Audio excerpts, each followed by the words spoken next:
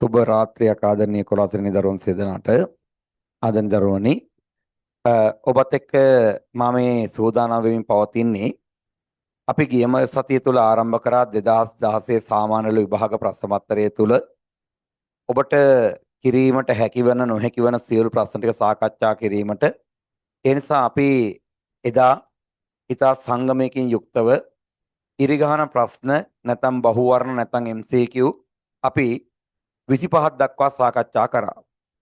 ඒකට අවශ්‍ය කරන සම්පූර්ණ සාකච්ඡාව PK Science කියන අපේ YouTube channel එක ඔස්සේ මම ඕනම කෙනෙකුට බලන්න හැකි වෙන ආකාරයට දාලා තියෙනවා මේ වීඩියෝ එක අවශ්‍ය කට්ටියට බලා ගන්න කියලා. දැන් අපි සාකච්ඡා කරන්නේ කෙටි ප්‍රශ්න, බහුවර්ණ ප්‍රශ්න. හරි. තාම එතෙන්ට ආවේ නැහැ අපි. බහුවර්ණ ප්‍රශ්න 26 සිට ඉස්සරහට තමයි කතා කරන්න යන්නේ. එහෙනම් 26 සිට ඉස්සරහට කතා කරනකොට අවශ්‍ය කරන කාරණා ටික ඔබ සඳහන් කරගන්න ඕනි. අපි හැම ප්‍රශ්නයකම පුළුල් ලෙස විග්‍රහ කරනවා. හරියන්නේ කොයිකද වරදින්නේ කොයිකද එහෙම හදිසිය හරි අපිට තාමත් කර ගැනීමට නොහැකි වෙන ප්‍රශ්නයක් ටිකක් සංකීර්ණ ගණයේ ප්‍රශ්නයක් තිබුණොත් එහෙම අපේ දැනුම තාම එතෙන්ට ගෙන යන්න බැයි නම් ඒ ප්‍රශ්නේ අපි තරුවක් දාලා මදකට තියෙනවා. එතකොට ඒ ටික හොඳට මාක් කරලා පැත්තකින් තියාගන්න ඕනි. නැත්නම් කොලේක ලියා ගන්න ඕනි 2016 බහුවර්ණ පේපරේ සර් මෙන්න මේ බහුවර්ණේ කරේ නැහැ. එහෙම බහුවර්ණයක් සාමාන්‍යයෙන් 2ක් 3ක් වගේ තමයි එන්නේ මුළු 40ටම. 40ටම අපි බලමු කරන්න පුළුවන් නම් උපරිම ජවයෙන් කරමු. කරන්න බැරි වුණොත් එහෙම අපි ඒක පොඩි කාලයකට තියමු. ඇයි හේතුව සිද්ධාන්ත අපි තාම ආවරණය කරමින් පවතින්නේ. සිද්ධාන්ත ආවරණය කරමින් ඉන්න හින්දා අපිට ඒක පොඩි අභියෝගයක් වෙන්න පුළුවන්. අභියෝගයක් වෙන්න පුළුවන්. තේරුණානේ? හා රයිට්. එහෙනම් පුතා එහෙනම් බලමු අපේ බහුවර්ණ ප්‍රශ්නවල 26 ශිෂ්‍යයෙක් විසින් සකස් කරන ලද ප්‍රකාශන කීපයක් මෙහි දැක්වෙනවා කියලා කියන පොතේ කර ඇති ප්‍රකාශන කීපයක්. එහෙනම් ඒ ප්‍රකාශන කීපය බලමු අපි. ශිෂ්‍යයෙක් කරලා තියෙන්නේ ප්‍රකාශන කීපයක්. එහෙනම් ශිෂ්‍යයා ප්‍රකාශන කරලා තියෙනවා හුමාල ආසවනයේ භාවිතා කරලා කුරුඳු කොළ වලින් කුරුන් තෙල් නිස්සාරණය කරන්න පුළුවන්ලු පුතා.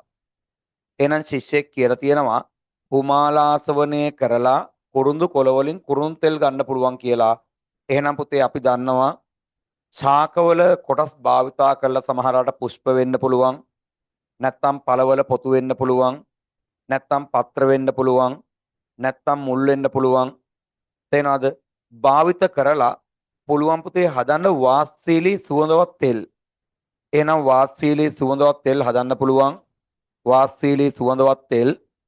එහෙනම් පළමුව පුතා පළමුව 26 වෙනි බහුවර්ණේ දාගන්න ඕනි 11 වසරේ 3 වෙනි පාඩමෙන් අහලා තියෙන්නේ. මේ මෑතක ඉඳන් මේ 11 ශ්‍රේණියේ 3 වෙනි පාඩම මාට තනක් දෙන්නේ හොඳේ. 11 ශ්‍රේණියේ 3 වෙනි පාඩමට දාගන්න බහුවර්ණාංක 26න් දාගන්න 11 ශ්‍රේණියේ 3 වෙනි පාඩම කියන්නේ මිශ්‍රණ. ඒ පාඩමෙන් අහලා තියෙන්නේ. හරි. කුමාල ආසවනය භාවිත කරමින් කුරුඳු කොළ වලින් කුරුන් තෙල් නිස්සාරණය කරන්න පුළුවන්ලු. හරි. එහෙනම් මේවට කියන්නේ වාෂ්පශීලී සුවඳවත් තෙල්. වාෂ්පශීලී සුවඳවත් තෙල්. මේවට තමයි පුතා අපි කියන්නේ වාෂ්පශීලී සුවඳවත් තෙල් වලට තමයි අපි කියන්නේ සගන්ධ තෙල් කියලා. සගන්ධ තෙල්. එහෙනම් කුරුඳු පත්‍ර වලින් කුරුන් තෙල් නිස්සාරණය කරන්න පුළුවන්ලු. ඇත්ත ඒ වැඩේ කරන්නේ හුමාල ආසවණෙන් පුතා. ඒ නිසා ඒ ප්‍රකාශය හරි. ඒ ප්‍රකාශය හරි. බලන්න ඒ ප්‍රකාශය හරි කියලා ඒ ප්‍රකාශය හරි කියලා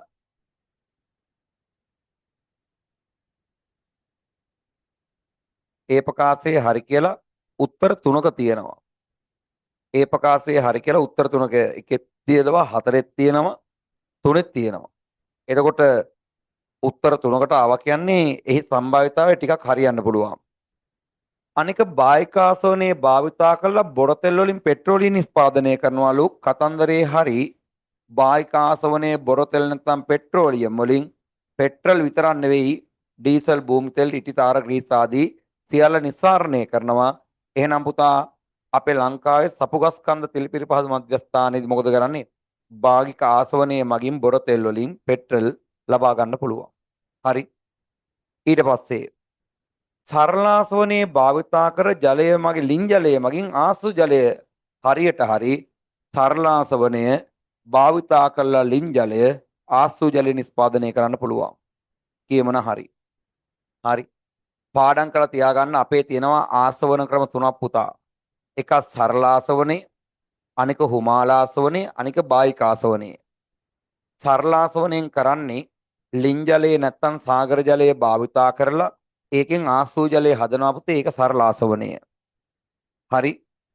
සපුගස්කන්ධ තෙල් පිරිපහදු මධ්‍යස්ථානයේට මැද පෙරදිග රටවල් වලින් ගේනවා පුතේ බොර තෙල් නැත්තම් පෙට්‍රෝලියම්. ඒ බොර තෙල් නැත්තම් පෙට්‍රෝලියම් ගෙනල්ලා සපුගස්කන්ධෙදී ඒ බොර තෙල් සහ පෙට්‍රෝලියම් වල අඩංගු පුතේ පෙට්‍රල් ඩීසල් ඉටිතාර ග්‍රීස් ආදී සංඝටක වෙන් කරනවා. ඒ කරන්නේ බායිකාසවණෙන්. ඒකත් හරි. වාස්පශීලී සුවඳවත් තෙල් වලට කියනවා පුතේ සගන්ධ තෙල් කියලා. එහෙනම් කුරුඳු කොළ වලින් කුරුඳු තෙල් නිස්සාරණය කරනවා. ඒතකොට පුතේ කුරුඳු පත්‍ර සම්බන්ධ භාවිතා කරන්නේ හුමාලය. ඒ නිසා හුමාල ආසවන ක්‍රියාවලිය භාවිත කරනවා. එහෙනම් ඒත් හරි බීත් හරි සීත් හරි උත්තර තුනම හරි. එහෙනම් 26ට උත්තරය අංක 4. 26ට උත්තරය අංක 4. 26ට උත්තරය අංක 4. අංක 4. ඊළඟට මෙතන අහනවා පුතා. මෙතන අහනවා පහත දැක්වෙන කුමන ප්‍රතික්‍රියාව උදාසීනීකරණ ප්‍රතික්‍රියාවක් වේද? පහත දැක්වෙන කුමන ප්‍රතික්‍රියාව උදාසීනීකරණ ප්‍රතික්‍රියාවක් වේද කියලා අහන්නේ පුතා. මතක තියාගන්න උදාසීනීකරණ ප්‍රතික්‍රියාවක් වෙන්න භස්මයේ ධන අම්ලය භස්මයේ ධන අම්ලය ප්‍රතික්‍රියා කරොත් හැදෙන්න ඕනි පුතා ලවණයේ ධන ජලය. හැදෙන්න ඕනි ලවණයේ ධන ජලය. මතක තියාගන්න භස්මයේ ධන අම්ලයේ ප්‍රතික්‍රියා කරොත් ලවණයේ ධන ජලය හැදෙන්නේ. භස්මයේ ධන අම්ලයේ ප්‍රතික්‍රියා කරොත් ලවණයේ ධන ජලය හැදෙන්නේ. අපි කියනවා මේවට උදාසීනීකරණ ප්‍රතික්‍රියා. එහෙනම් පුතා මේ ප්‍රතික්‍රියාව වෙන්න බෑ පුතේ. මේකේ ජලය හැදිලා නැහැ. මේකේ ජලය නැහැ. මේ ප්‍රතික්‍රියාව වෙන්න බෑ පුතේ. මේකේ ජලය නැහැ. මේ ප්‍රතික්‍රියාව වෙන්න බෑ. මේකේ ජලය නැහැ.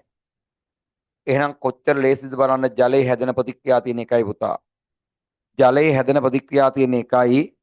එහෙනම් ඒ ප්‍රතික්‍රියාව තුන්වෙනි ප්‍රතික්‍රියාව එහෙනම් සෝඩියම් හයිඩ්‍රොක්සයිඩ් ධන HCl සෝඩියම් ක්ලෝරයිඩ් ධන ජලය ඔබ ලියාගන්න උදාසීනීකරණ ප්‍රතික්‍රියාවක් අල්ල ගන්න පුළුවන් ලේසිම ක්‍රමය තමයි පුතා ලවණේ හදමින් ජලය හැදෙන්න ඕනි මාධ්‍යේ.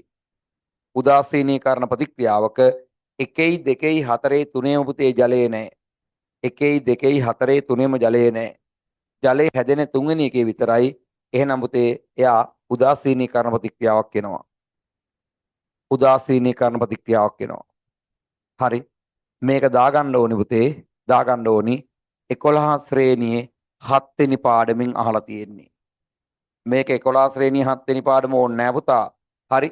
11 ශ්‍රේණියේ 7 වෙනි පාඩම ඕනේ නෑ. මේක 7 වසරේ 5 වෙනි පාඩමේ උගන්වනවා. 11 ශ්‍රේණියේ 7 වෙනි පාඩමේ උගන්වනවා අම්ලයේ ධන භස්මයේ ප්‍රතික්‍රියා කරාම ලවණයේ ධන ජලය හැදෙන්නේ කියලා. ලවණයේ ධන ජලය හැදෙන්නේ කියලා. හරි. right. බලාගන්න. මෙතන කියනවා පුතා M නම් මූලද්‍රව්‍යයේ කාබනේටයේ සූත්‍රයේ M2CO3 ලු.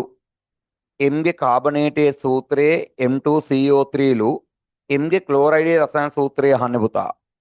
මේක අහන්නේ පුතේ අහන්නේ 10 ශ්‍රේණියේ පාඩම් මාලාවේ 3 වෙනි පාඩමේ අග 10 ශ්‍රේණියේ පාඩම් මාලාවේ 3 වෙනි පාඩමේ අග අහන්නේ. එහෙනම් පුතා මේ බලන්න මේ එහෙනම් මෙහෙ බලන්න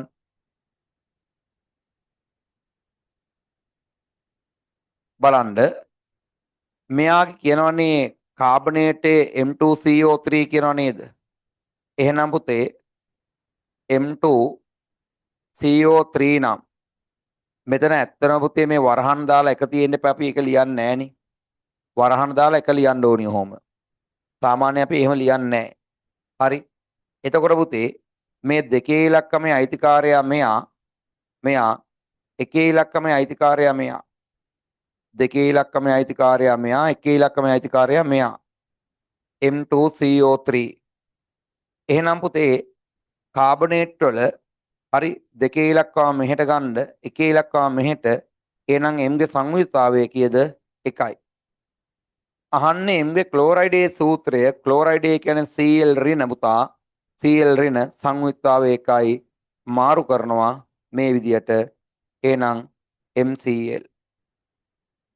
MCl එහෙනම් උත්තරය අංක 1 තේරුණාද මට කියනවා M ගේ කාබනේටේ සූත්‍රයේ M2CO3 ලු මගෙන් අහනවා M ගේ ක්ලෝරයිඩේ සූත්‍රය එතකොට මට වෙනවා M ගේ සංයුතිතාවය හොයාගන්න M2 නම් දෙකේ ඉලක්කම මෙහෙට එනවා එකේ ඉලක්කම මෙහෙට එනවා එහෙනම් M ගේ සංයුතිතාවය 1යි එහෙනම් ක්ලෝරයිඩේ කියනකොට Cl ඍණ ක්ලෝරින් 7 වන කාණ්ඩයේ සංයුතිතාවය කීයද පුතා සංයුතිතාවය 1යි 1යි සුළු කරනකොට වාරු කරනවා හරි ඒ කියන්නේ සුළු කරන්න ඕනේ නැහැ නේ 1යි හරි කෙලින් මාරු කරනවා එහෙනම් මාරු කරාම MCl උත්තරය කීයද උත්තරය අංක 1 උත්තරය අංක 1 අවශ්‍ය කට්ටිය ඉන්නවනම් අඩුපාඩුවක් තියෙනවා නම්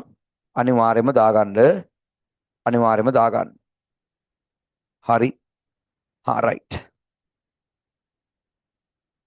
පුතා ඊළඟ ප්‍රශ්නේ 29 වෙනි ප්‍රශ්නේ හරි 29 වෙනි ප්‍රශ්නේ හොඳ ප්‍රශ්නයක් හරි කාබන් ඩයොක්සයිඩ් වායුවේ ග්‍රෑම් 22ක අඩංගු ඔක්සිජන් පරමාණු සංඛ්‍යාව කීයද කියලා අහනවා ඔක්සිජන් පරමාණු සංඛ්‍යාව අහන්නේ පුතේ එහෙනම් බලන්න මොකද්ද කරන්නේ ඈ මගෙන් අහන්නේ ඕ පරමාණු ගණන නේද එහෙනම් ඕ පරමාණු ගණන අහනවා නම් මට මවුල ගණන හොයාගෙන ඒක අවගාඩ්‍රෝ නියතයෙන් ගුණ කරලා හරි මට කියන්නේ කාබන් ඩයොක්සයිඩ් අණුවකනේ කාබන් ඩයොක්සයිඩ් අණුවක ඔක්සිජන්ලා කී දෙනෙක් ඉන්නවද දෙන්නෙක් ඉන්නවා එහෙනම් මේක වැඩි කරන්න ඕනේ දෙකෙන් හරි ඔක්සිජන් පරමාණු ගාන හොයන්න කියනකොට මවුල ගාන අරගෙන ඒ මවුල සංඛ්‍යාපතේ අවගාඩ්‍රෝ නියතයෙන් ගුණ කරලා ඒ සංඛ්‍යාව දෙකෙන් වැඩි කරන්න ඕනි ඇයි මවුල අවගාඩ්‍රෝ වලින් වැඩි කරන්නේ ඇයි එතකොට මවුල අවගාඩ්‍රෝ සංඛ්‍යාව වැඩි කරාම අණු ගාන එනවා ඇයි දෙකෙන් වැඩි කරන්නේ එක කාබන් ඩයොක්සයිඩ් අණුවක පුතේ ඔක්සිජන්ලා දෙන්නෙක් ඉන්නවනේ දෙන්නෙක් ඉන්නවා ඒ නිසා දෙකෙන් වැඩි කරනවා මුළු ඔක්සිජන් පරමාණු සංඛ්‍යාව හොයනකොට දැන් අවුල වෙන්නේ මට මේකේ මවුල දීලා නැහැ ඒ නිසා මම දන්නවා පුතා මවුල සංඛ්‍යා සමානයි ස්කන්ධයට මෞලික ස්කන්ධයේ හින්දා මෙතෙන්ට දානවා පුතේ සිම්පල් M යට කැපිටල් A ගුණ කරා L ගුණ කරා 2 හරි සමානයි එහෙනම් M 22යි ග්‍රෑම් එහෙනම් කාබන් ඩයොක්සයිඩ් වල පුතේ සාපේක්ෂ අණුක ස්කන්ධය CO2 ගේ කීයද 44යි ඒ නිසා මෞලික ස්කන්ධය කීයද 44යි ග්‍රෑම් මවුලයට 44යි ග්‍රෑම් මවුලයට එහෙනම් මෙතන 44යි G MOL ඍණ 1 වැඩි කරනවා අවගාඩ්‍රෝ නියතය 6.02 වැඩි කරනවා 10 23යි MOL ඍණ 1 ගුණ කරනවා නැවත පුතා දෙකෙන් ඇයි හේතුව හරි අහන්නේ ඔක්සිජන් පරමාණු සංඛ්‍යාව බැරි වෙලා කාබන් පරමාණු සංඛ්‍යාව ඇහුවනම් පුතේ සූත්‍රය තුල කාබන් පරමාණු එකක් ඉඳලා එකෙන් වැඩි කරන්න ඕනි ඔක්සිජන් දෙකක් ඉඳලා දෙකෙන් වැඩි කරන්න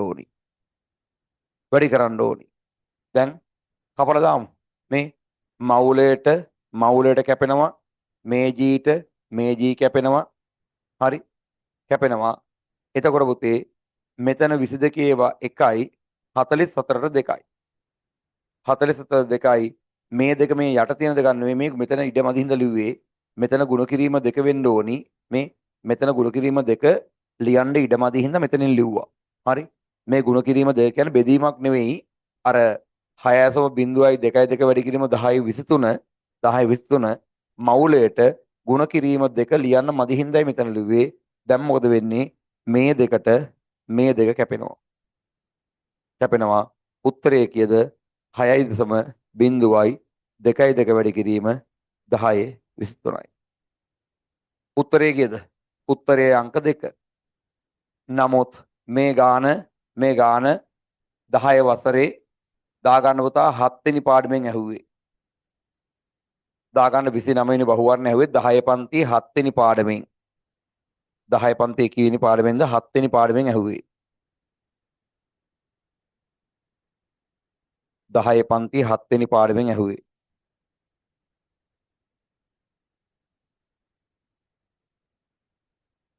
10 පන්තියේ 7 වෙනි පාඩමෙන් ඇහුවේ. 7 වෙනි පාඩමෙන්. හරි. 10 පන්තියේ 7 වෙනි පාඩමෙන් ඇහුවේ. දැන් පුතේ මෙන්න මේ ප්‍රශ්නෙට සාමාන්‍ය විභාගයේ ඕල් දුන්නා. හරි.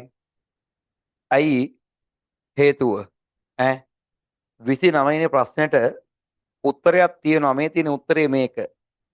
උත්තරේ ගන්න පාත්තක පුතා මේක. මේකට කියන්නේ බහුවර්ණ විවරණය කිරීම. ඔහොම බහුවර්ණ විවරණය කරා පුතා උසස් පෙළ අපි ඉගෙන ගන්න කාලේ සමහරවිට ඔබේ අම්මා තාත්තා A level bio science හරි maths හරි කරලා තියෙනවා නම් අනිවාර්යෙන් දන්න චරිතයක්.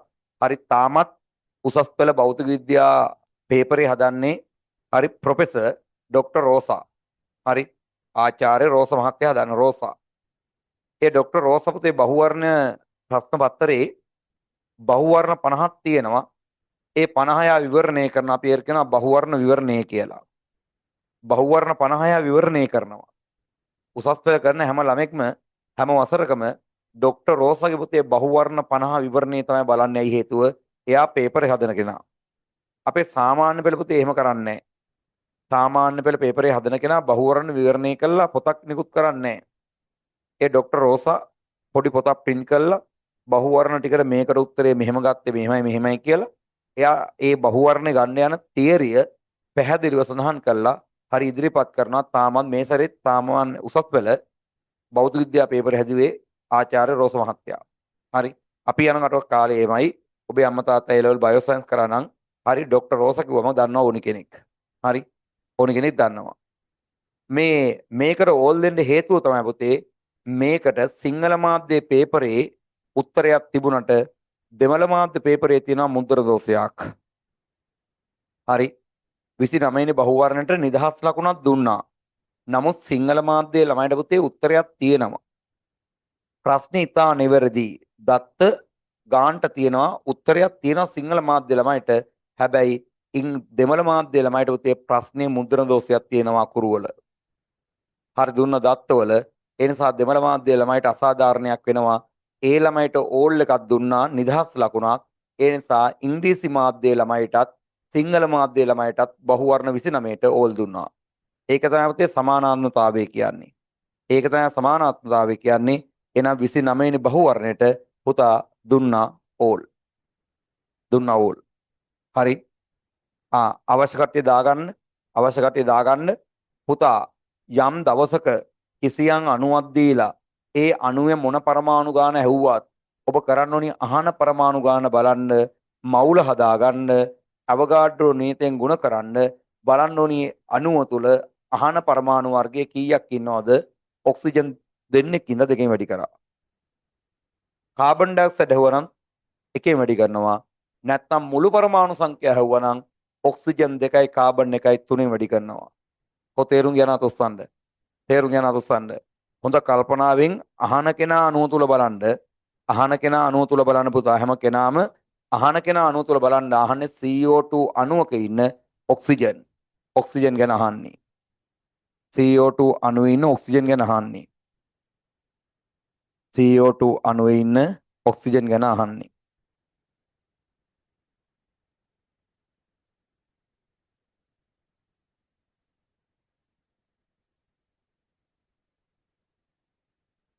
හරි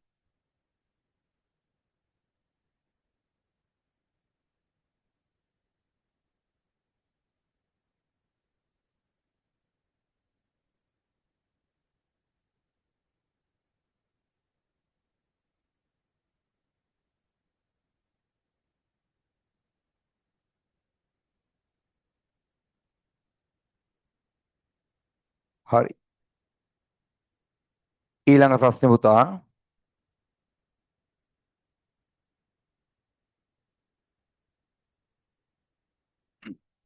බලන්න. කියනවා පුතේ මෙහෙම එක්තරා මූලද්‍රව්‍යයක ලක්ෂ තුනක් මෙහි දැක්වෙනවලු.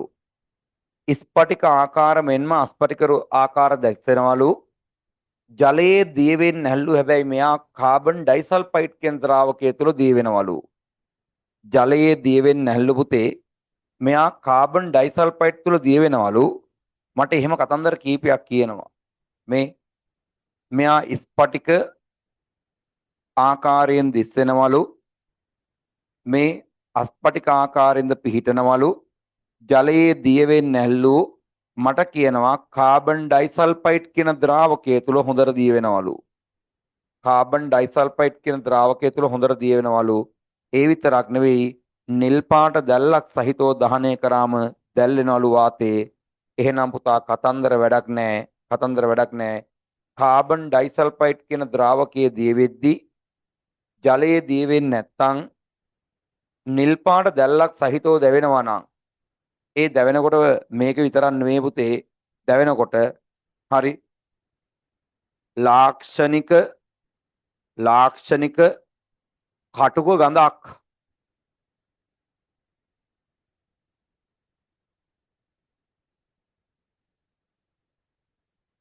කටුක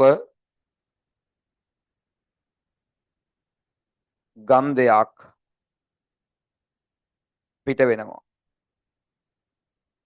ලාක්ෂණික කටුක ගන්ධයක් පිට වෙනවා. මතක තියාගන්න. ලාක්ෂණික කටුක ගන්ධයක් පිට වෙනවා. හරි. ලාක්ෂණික පොඩි ගඳක් පිට වෙනවා. තේනවද? ගඳක් පිට වෙනවා. මතක තියාගන්න මෙයා දහනය වුණොත් කහ පාට දැල්ලක් මෙයා දහනය වුණොත් දීප්තිමත් සුදු පාට දැල්ලක්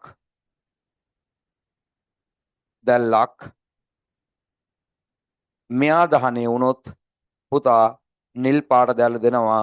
උත්තරේ පුතේ සල්ප. හරි. කාබන් පුතේ දහනය වෙන්න ඉහළ උෂ්ණතාවයට කරන්න ඕනි. මෙයා අලෝහයක් පුතා. එහෙනම් 30 නිර්මාණය කළ තියෙන්නේ 10 වසරේ 3 වෙනි පාඩමේ. 10 වසර 3 වෙනි පාඩමෙන් දාගන්න. 10 වසර 3 වෙනි පාඩමෙන් 10 වසරේ 3 වෙනි පාඩමෙන්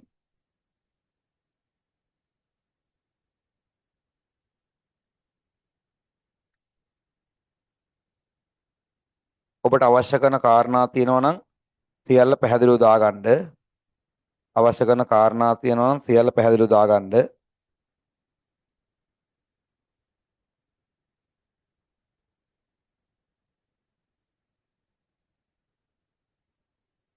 හරි. රයිට්.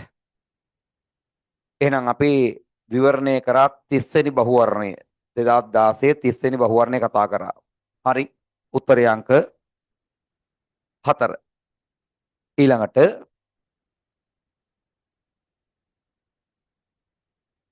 ස්පර්ශව පවතින පුස්ත දෙකක් අතර නිර්මාණය කරනවලු පුතේ සීමාකාරී ඝර්ෂණ බලය.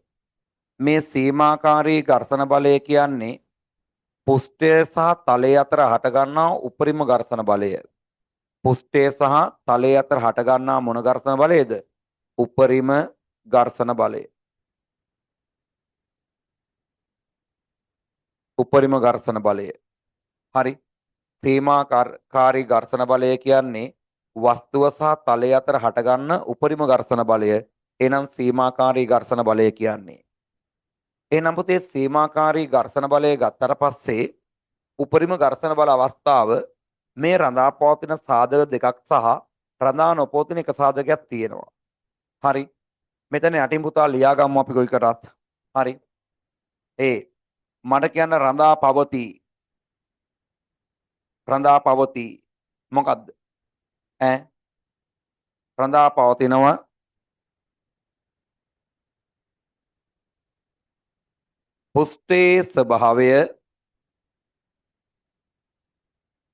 පුෂ්ඨයේ ස්වභාවය සහ අභිලම්භ ප්‍රතික්‍රියාව. මතක තියාගන්න හැම දරුවෙක්ම රයිට් සීමාකාරී ඝර්ෂණ බලය රඳා පවතින සාධක දෙකයි තියෙන කටපාඩම් කරගමු වෙන නෑ. දෙකයි තියෙන්නේ එකක් ස්පර්ශ වන පුෂ්ඨයේ ස්වභාවය සිනිඳුද රළුද කියන එක.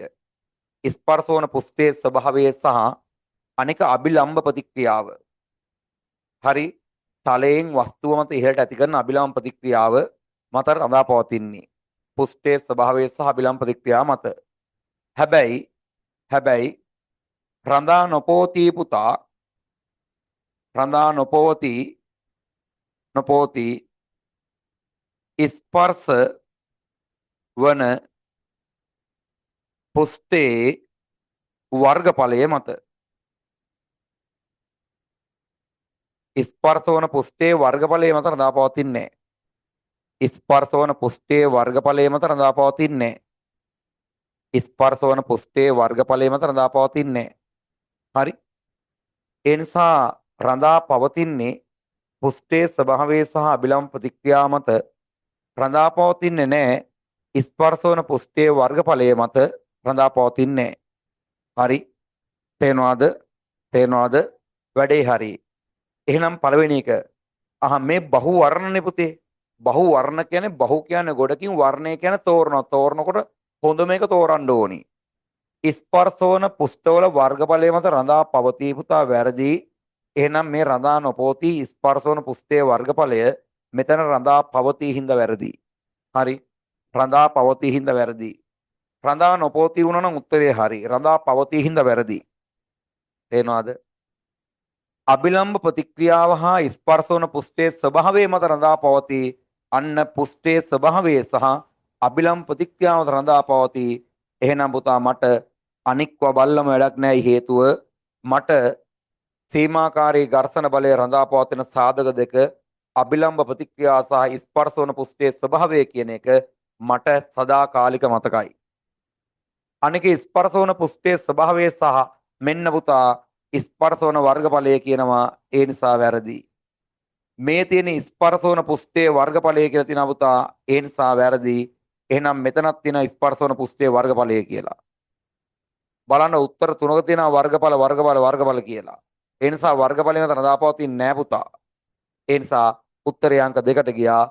දා ගන්නවා 10 ශ්‍රේණිය පාඩම් මාලාවේ පස්වෙනි පාඩමෙන් අහන්න පුතා. දා ගන්න 10 ශ්‍රේණිය පස්වෙනි පාඩම. 10 ශ්‍රේණියේ පස්වන පාඩම. 10 ශ්‍රේණියේ පස්වන පාඩම.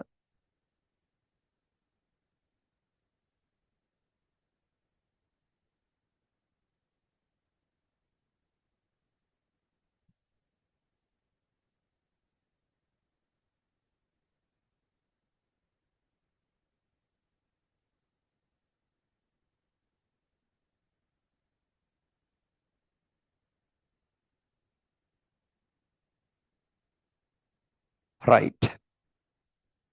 එහෙනම් 32 වෙනි බහුවර්ණය පුතා. 32 වෙනි බහුවර්ණය. තේනවාද? රයිට්. මේ අහගන්න. මේක පුතේ මේක අහන්නේ 10 ශ්‍රේණියේ පාඩම් මාලාවේ දෙවෙනි පාඩමේ අවසානයේ උගන්වා පුතා ගුරුත්වාකර්ෂණය ගැන. මතක තියාගන්න පෘථිවියේදී ගුරුත්වාකර්ෂණයේ පෘථිවියේදී වස්තුවේ බර W කියලා ගත්තොත් පුතේ W සමානයි mg. W සමානයි mg. ඔය පෘථිවියේදී මතක තියාගන්න හැම දරුවෙක්ම චන්ද්‍රයාගේදී ගත්තොත් W ඩෑෂ් කියලා ගත්තොත් මගේ පුතා mg ගෙන් 6න් එකක්. මතක තියාගන්න. හරි. මේ W කියලා ගත්තේ පුතේ පෘථිවියේදී ගුරුත්වාකර්ෂණ බලය කියන්නේ mg ස්කන්ධය වැඩි කරන ග්‍රෑම් වලින්. W ඩෑෂ් කියන්නේ චන්ද්‍රයාගේදී බර. W ඩෑෂ් කියන්නේ චන්ද්‍රයාගේදී බර පුතා mg ගෙන් 6න් එකයි. එහෙනම් පුතා W සමානයි mg නම් W ඩෑෂ් කියන්නේ mg ගෙන් 6න් එකයි නම් එහෙනම් ඒක තියරියක්. එහෙනම් W ඩෑෂ් සමානයි W ගෙන් 6න් එකක් කියලා මට ලියන්න පුළුවන් මේ. 6න් එකක්. ඒකට හේතුව පෘථුවියේ ගුරුත්වාකර්ෂණය පුතේ 10යි ms වෙන දෙකයි පෘථුවියේ. හැබැයි චන්ද්‍රයාගේ ගුරුත්වාකර්ෂණය g ඩෑෂ් කියලා ගත්තොත් පොළොවේ ගුරුත්වාකර්ෂණයෙන් පුතා 6න් එකකට චන්ද්‍රයාගේ ගුරුත්වාකර්ෂණය අඩුයි. පොළොවේ ගුරුත්වාකර්ෂණය වගේ චන්ද්‍රයාගේ ගුරුත්වාකර්ෂණය 6න් එකකට අඩුයි. තේනවාද? එහෙනම් අපෙන් අහනවා කෝ ගගනගාමියෙකුගේ බර සඳ මත විටදී යහන්නේ. එහෙනම් බලන්න ස්කන්ධයේ කිලෝග්‍රෑම් 60ක් කියනවා නේද? එහෙනම් 60 නම් මට මේ සමීකරණය හදන්න පුළුවන්. හරි. එහෙනම් සමානයි W කියන්නේ mg නේ. W කියන්නේ mg නේ.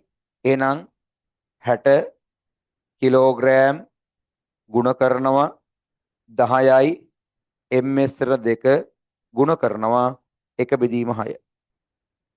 1 බෙදීම 6 සමානයි. එහෙනම් 6 වැඩි කිරීම පුතේ 60යි කියන්නේ 600යි නිව්ටන් ගුණ කිරීම 1 බෙදීම 6යි. 1 බෙදීම 6යි.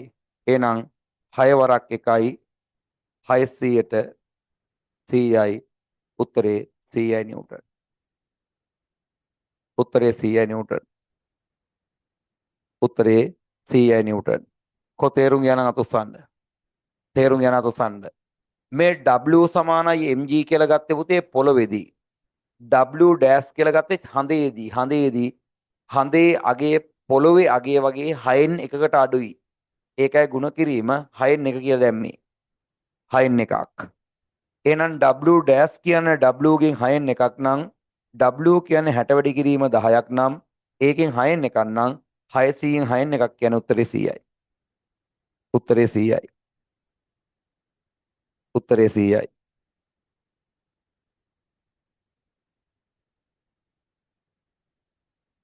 තේරුණාද? රයිට්. දැන් මේ වැඩසටහන පුතේ අපි මෙතනින් එහාට මේ වැඩසටහන කරන්නේ ඔබත් එක්ක සම්බන්ධ වෙලා වෙනම WhatsApp group එකක් ඔස්සේ හදාගෙන. හරි. WhatsApp group එක ඔස්සේ හදාගෙන තමයි මේ වැඩසටහන කරන්නේ. ඔබට ඒ වැඩසටහන පිළිබඳව අපි අලුතෙන් හදලා තියෙන WhatsApp group එකක්. ඒ group එකට දැන් දරුවෝ add වෙමින් පවතිනවා. ලබනහත් ඉඳන් අපි මේ group එකට මේ past paper class එකේ link එක share කරන්නේ නැහැ. අපි ඒකට වෙනම group එකක් හදලා තියෙනවා. ඒ group එක ඔස්සේ තමයි ඔබ සම්බන්ධ වෙන්න ඕනි. ඔබේ මේ group එකට අවශ්‍ය කරන තොරතුරු ටික දානවා ඒ group එකට සම්බන්ධ වෙන්නේ කොහොමද කියලා. හරි. ඒ නිසා ඒකට සම්බන්ධ වෙන කටයුතු කරන්න. ඔබට මෙන්න මේ විදියට අපහසුවකින් තොරව ලස්සනට හැම බහුවර්ණයක්ම බහුවර්ණ 40 ගහගත්ත පුතේ ගොඩනේ. රචනායකේ ළමයා මොන හරිය දෙයක් කරගන්නවනේ. දැන් බලන්න මේවා කිසිවක් අමාරු නෑ. හොඳට විග්‍රහ කරනවා කාලය අරගෙන. හරි. ඔබට හොඳට තේරෙනවා. තේනවාද? ඔබ ආසාවෙන් සම්බන්ධ වෙනවා. මොකද්ද කරන්නේ අන්තිම උත්තරේ එනකන්. ඩෝංගාල උත්තරේ මාක් කරලා යන්නේ නෑනේ පුතා. ඔබට සියල්ල මතක් කරනවා. දැන් මීට කලින් ඝර්ෂණ බලය උපරිම වෙන්නේ සීමාකාරී ඝර්ෂණ බල අවස්ථාවේ රඳා පවතින සාධක දෙකක් තියෙනවා. රඳා නොපවතින සාධක එකක් තියෙනවා. උත්තරේ හරියන්නේ උත්තරේ අංක 2. අනික් ටික වරදින්න හේතුව කියා දුන්නා. දැන් මෙතනත් එහෙමයි. මේ පොළවේ ගුරුත්වාකර්ෂණ බලය, මේ චන්ද්‍රයාගේ ගුරුත්වාකර්ෂණ බලය, එනම් පොළොවේගේ මෙච්චරක් වෙනවා නම් ඒකෙන් 6න් එකක් අරගෙන උත්තරේ ගන්න තියරිය කියා දෙනවා. ඒක තමයි මාර වටින්නේ. ඒ නිසා මම ආදරෙන් මතක් කරනවා ලබන අඟහරුවාදා එනකොට ඔබ සියලු දෙනා අපේ අලුත් group එකක සම්බන්ධ වෙන්න. ඒ group එක ඔස්සේ අනිත් එකසු group එකට අපි link එක share කරන්නේ නැහැ මෙතන ඉස්සරහට හොඳේ. right මම අද මේකත් YouTube එකට දානවා. හරි. අවශ්‍ය කෙනෙකුට බලා ගන්න. ඒතකොට 2016 බහුවර්ණ 40න් 40ම කරන්න පුළුවන් වෙයිද දන්නේ මේ වෙනකොට 32ක් කරා ඇතෑරියේ නැහැ එකක්වත්. මේ වෙනකොට බහුවර්ණ 32ම කරා එකක්වත් ඇතෑරියේ නැහැ. තව 8යි තියෙන්නේ. තව 8යි තියෙන්නේ. තේරෙනවද? ඔබට එතකොට අපේ group එකට ඔබ සම්බන්ධ වීමත් එක්ක ඔබට 2016 විහුවත රචනා ප්‍රශ්නය හරි 2016 විහුවත රචනා ප්‍රශ්නය සහ ඒ වගේම රචනා ප්‍රශ්න PDF දෙක ලබා දෙනවා. එහෙම PDF කොහෙවත් නෑ පුතේ. ඇයි හේතුව? ඒවට උත්තර ලියන්න මම වෙනම ටයිප් කරලා තියෙන ඔක්කොම. හරි 2016 විහුවත රචනා ප්‍රශ්න 4 රචනා ප්‍රශ්න වලට මම ඉඩ තියෙනවා. රචනා ප්‍රශ්න වලටත් ඉඩ තියලා තියෙන්නේ. ඒ නිසා ඒක හදාගන්න හැම කෙනාටම ඒ group එකේ සම්බන්ධ වුණාට පස්සේ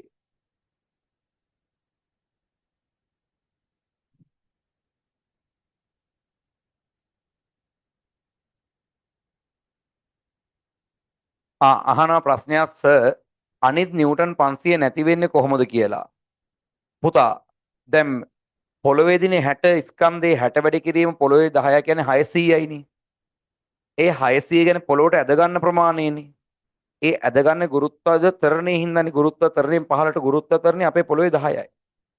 නමුත් චන්ද්‍රයාගේ 10න් 6න් එකක්. එහෙනම් 10න් 6 එකක් කියන්නේ පුතේ 600න් 6න් එකක් කියන්නේ 100ක් කියන එක ඉතුරු ටික රිලියනවා. ඒක පොළොවේදීනේ. චන්ද්‍රයා ගුරුත්වාකර්ෂණය පුතේ 6න් එකට අඩු වෙනකොට පොළොවේ අගය පොළොවට ඇද ගන්න ප්‍රමාණයෙන් 6න් එකක් වෙනවා පුතේ මෙහෙට යනකොට ස්කන්ධයේ වෙනසක් නොවුනට ගුරුත්වාකර්ෂණය වෙනස් වෙන හින්දා පුතේ මොකද වෙන්නේ? ගුරුත්වාකර්ෂණ බලය වෙනස් වෙනවා. රයිට්. හොඳ ප්‍රශ්නයක්. ඊළඟ ප්‍රශ්නයට යමු. මෙන්න අහනවා 10 11 වසරේ 3 වෙනි පාඩමෙන් ආයසරයක් ප්‍රශ්නයක්. මේක දාගමු 11 ශ්‍රේණිය පුතේ 3 වෙනි පාඩම. 11 ශ්‍රේණිය 3 වෙනි පාඩම. ජල මවුල 10ක් තුල සෝඩියම් හයිඩ්‍රොක්සයිඩ් මවුල දෙකක් ලු. එහෙනම් ජල මවුල 10ක් තුල සෝඩියම් හයිඩ්‍රොක්සයිඩ් මවුල දෙකක් දිය කළ විට ලැබෙන අහන්නේ සෝඩියම් හයිඩ්‍රොක්සයිඩ් වල මවුල භාගය. අහන්නේ සෝඩියම් හයිඩ්‍රොක්සයිඩ් වල මවුල භාගය. එහෙනම් පුතා මතක තියාගන්න සෝඩියම් හයිඩ්‍රොක්සයිඩ්හි මවුල භාගය සමානයි. සෝඩියම් හයිඩ්‍රොක්සයිඩ් වල මවුල භාගය සමානයි. අහන කෙනා ඉරෙන් උඩ ලියනවා පුතේ සෝඩියම් හයිඩ්‍රොක්සයිඩ් මවුල ගණන. අහන කෙනා උඩ ලියන්න උඩ ලියලා යට ගන්නවා පුතේ කවුද? සෝඩියම් හයිඩ්‍රොක්සයිඩ් ධන H2O මුළු මවුල ගන්න. මුළු මවුල ගන්න.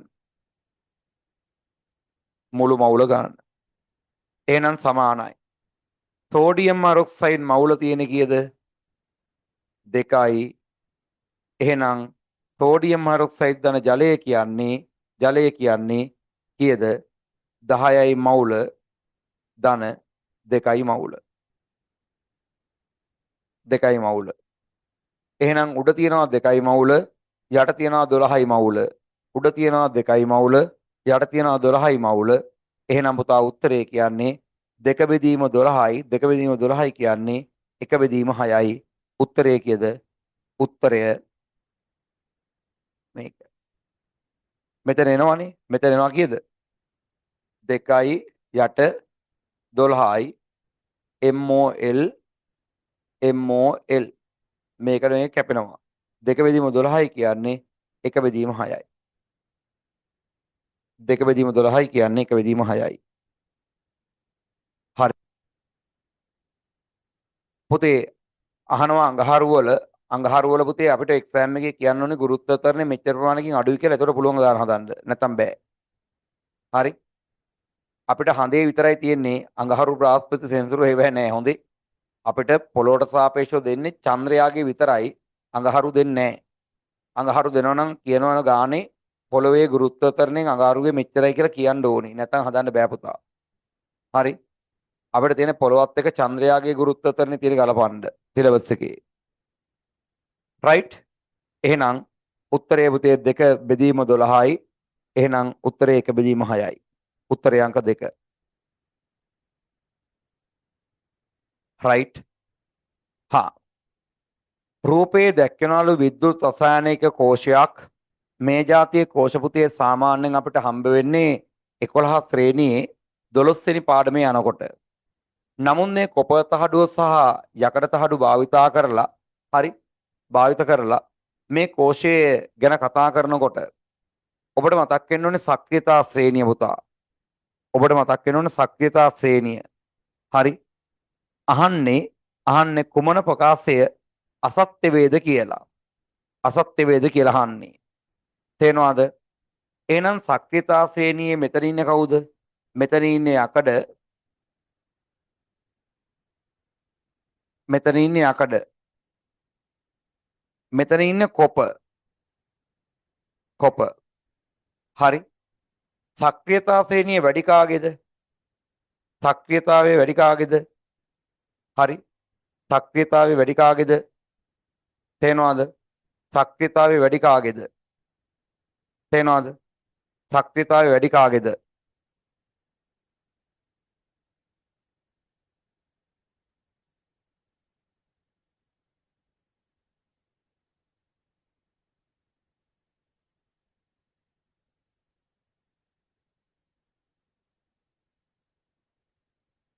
හරි. සක්‍රියතාවයේ වැඩි පුතේ කාගේද? යකඩවල. සක්‍රියතාවයේ අඩු කාගේද? කොපෝවල. මතක තියාගන්න සක්‍රියතාවයේ වැඩි කෙනාට අපි කියනවා පුතේ කෝෂයේ ඇනෝඩය කියලා. සක්‍රියතා ශ්‍රේණිය කොපරට වඩා පුතේ යකඩ ප්‍රතික්‍රියාකාරීත්වය වැඩි. කොපරට වඩා යකඩ ඉන්නේ උඩින්. ඒ නිසා යකඩ පුතේ සක්‍රියතා ශ්‍රේණිය උඩ ඉන්න හින්දා යකඩ වලට කියනවා අපි කෝෂයේ ඇනෝඩය කියලා. කෝෂයේ ඇනෝඩය කියලා. යකඩ වලට වඩා පුතේ කොපර පහළින් ඉන්නේ මෙයාට කියනවා පුතේ කවුරු කියලාද? කැතෝඩය කියලා. කැතෝඩය කියලා. මෙයාට කියනවා කවුරු කියලාද? කැතෝඩය කියලා. තේරෙනවද? කැතෝඩය කියලා. දැන් පුතේ තේරුම් ගන්න ඕනේ පළවෙනි එකේ කියනවා යකඩ තහඩුව ඇනෝඩේ වශයෙන් ක්‍රියා කරයි හරි. ඒකට හේතුව කොපර් තහඩුවට වඩා පුතේ යකඩ තහඩුව සක්‍රියතාවයේ වැඩි. එහෙනම් සක්‍රියතාවයේ වැඩි. සක්‍රියතාවය වැඩි හින්දා මෙයා ඇනෝඩේ වෙනවා හරි. නමුත් මගෙන් අහන්නේ අසත්‍ය ප්‍රකාශය අහන්නේ. මේ මගෙන් අහන්නේ අසත්‍ය ප්‍රකාශය අහන්නේ. රයිට්? කොපර් තහඩුව අසල ඔක්සිහරණයක් සිදුවේ. කොපර් තහඩුව මොකද වෙන්නේ මෙතන? මෙයා පුතේ ජලයේ ඉන්න හයිඩ්‍රජන් ධන දෙන්නෙක් එකතු කරගෙන ඉලෙක්ට්‍රෝන දෙකකුත් එක්ක මෙයා හදනවා පුතේ හයිඩ්‍රජන්.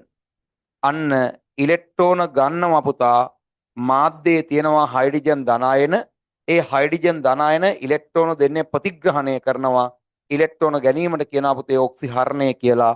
එහෙනම් ඒක වෙන්නේ කොපර් තහඩුව අසල ඔක්සිහරණයක් සිදුවේ කියමන හරි. මේ මාධ්‍යයේ ඉන්නවා මේ වතුර මාධ්‍යයේ ද්‍රව මාධ්‍යයේ ඉන්නවා හරි එද්දන අයන ඉලෙක්ට්‍රෝන දෙන්නේ අරගෙන පුතේ කෙලින්ම හදනවා එත්තු. හරි.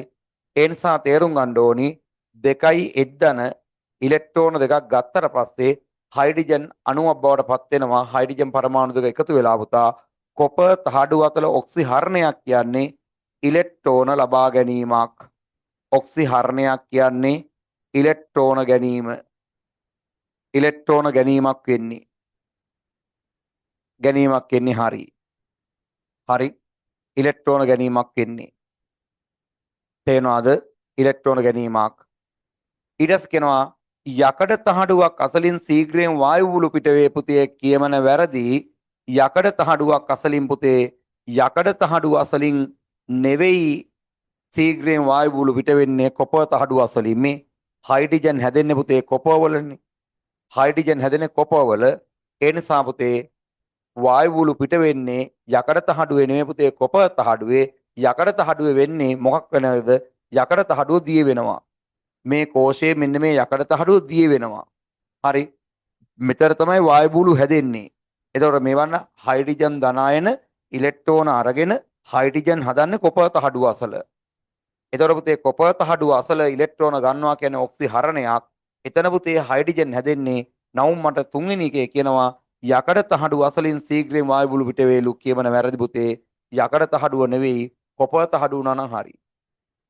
හරි. බාහිර කම්බියේ ඔස්සේ කොපර් තහඩුවේ සිට වෙතට ඉලෙක්ට්‍රෝන ගලණය වෙයි. හරියට හරි පුතේ. ඇයි හේතුව මතක තියාගන්න මේ පැත්තෙන් මේ පැත්තට තමයි පුතේ ඉලෙක්ට්‍රෝන ගමන් කරයි කියලා කියනව නේද? හරිනේ. යකඩ සක්‍රියතාවය වැඩි කෙනානේ. සක්‍රියතාවය වැඩි කෙනා කොපර් සක්‍රියතාවය අඩු කෙනා. වැඩි කෙනාගේ සිට අඩු කෙනාට තමයි පුතේ මොනවා ගමන් කරන්නේද? ඉලෙක්ට්‍රෝන ගමන් කරන්නේ. හරි. මතක තියාගන්න හැම දරුවෙක්ම යකඩ කියන ඇනෝඩේ ඉඳන් කියන සක්‍රියතාවයේ වැඩි ලෝහයේ ඉඳන් කොපර් කියන කැතෝඩේ කියන සක්‍රියතාවයේ අඩු ලෝහයේ දක්වා සක්‍රියතාවයේ වැඩි ලෝහයේ සිට සක්‍රියතාවයේ අඩු ලෝහයේ දක්වා පුතා මතක තියාගන්න ඉලෙක්ට්‍රෝන ගමන් කිරීම වෙන්නේ.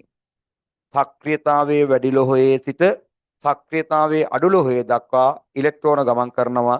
ඒ නිසා මේකේ උත්තර ටිකේ හරි, එක හරි, දෙක හරි, එතනින් ගත්තට පස්සේ හතර හරි, අහන්නේ අසත්‍යයක, තුන්වෙනි එක වැරදි. තුන්වෙනි එකත් හරි. මෙතන යකඩ තහඩුව නැතුව කොපර තහඩුව වුණා නම් ඒකත් හරි. ඉතින් උත්තරයක් තියෙන්න එපා. උත්තරයක් තියෙන්න එපා. ඒ නිසා මෙතන යකඩ තහඩුව අසලින් වායු බුළු පිට වේ කියන එක වැරදි පුතේ.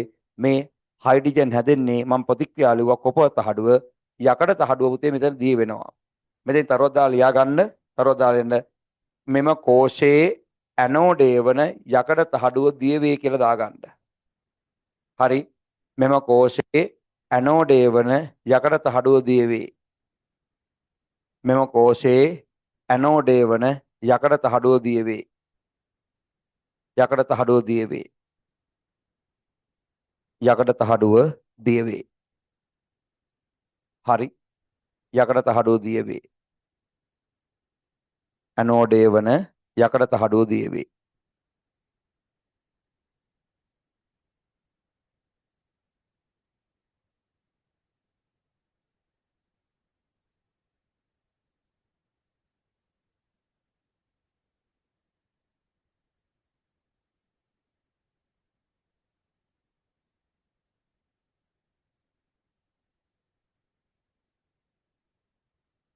හරි.